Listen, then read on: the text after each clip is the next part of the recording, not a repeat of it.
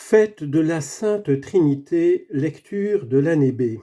Première lecture du livre du Deutéronome, extrait du chapitre 4. Moïse disait au peuple : « Interroge donc les temps anciens qui t'ont précédé, depuis le jour où Dieu créa l'homme sur la terre, d'un bout du monde à l'autre. Est-il arrivé quelque chose d'aussi grand ? A-t-on jamais connu rien de pareil ? Est-il un peuple qui ait entendu comme toi la voix de Dieu parlant du milieu du feu et qui soit resté en vie ? Est-il un Dieu qui ait entrepris de se choisir une nation, de venir la prendre au milieu d'une autre, à travers des épreuves, des signes, des prodiges et des combats, à main forte et à bras étendus, et par des exploits terrifiants, comme tu as vu le Seigneur ton Dieu le faire pour toi en Égypte ? Sache donc aujourd'hui et médite cela en ton cœur, c'est le Seigneur qui est Dieu, là-haut dans le ciel, comme ici-bas sur la terre, et il n'y en a pas d'autre. Tu garderas les décrets et les commandements du Seigneur que je te donne aujourd'hui, afin d'avoir, toi et tes fils, bonheur et longue vie sur la terre que te donne le Seigneur ton Dieu tous les jours. Parole du Seigneur, nous rendons grâce à Dieu. Extrait du psaume 32-33. Heureux le peuple dont le Seigneur est le Dieu. Oui, elle est droite la parole du Seigneur. Il est fidèle en tout ce qu'il fait. Il aime le bon droit et la justice. La terre est remplie de son amour. Le Seigneur a fait les cieux par sa parole, l'univers par le souffle de sa bouche. Il parla et ce qu'il dit exista. Il commanda et ce qu'il dit survint.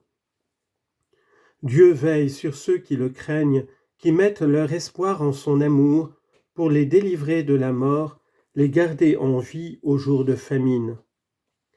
Nous attendons notre vie du Seigneur. Il est pour nous un appui, un bouclier. Que ton amour, Seigneur, soit sur nous, comme notre espoir est en toi. Heureux le peuple dont le Seigneur est le Dieu. Deuxième lecture de la lettre de saint Paul aux Romains, chapitre 8, versets 14 à 17. Frères, tous ceux qui se laissent conduire par l'Esprit de Dieu, ceux-là sont fils de Dieu. Vous n'avez pas reçu un esprit qui fait de vous des esclaves et vous ramène à la peur, mais vous avez reçu un esprit qui fait de vous des fils, et c'est en lui que nous crions « Abba », c'est-à-dire « Père ». C'est donc l'Esprit Saint lui-même qui atteste à notre esprit que nous sommes enfants de Dieu. Puisque nous sommes ses enfants, nous sommes aussi ses héritiers, héritiers de Dieu, héritiers avec le Christ, si du moins nous souffrons avec lui pour être avec lui dans la gloire. Parole du Seigneur, nous rendons grâce à Dieu.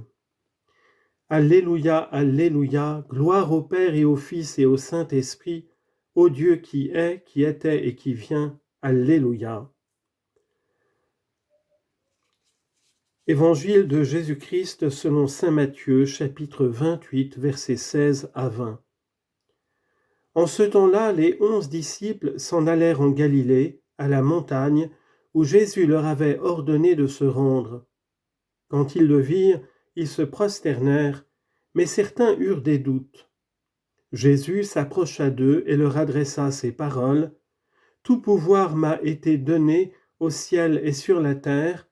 Allez, de toutes les nations faites des disciples, baptisez-les au nom du Père et du Fils et du Saint-Esprit, apprenez-leur à observer tout ce que je vous ai commandé.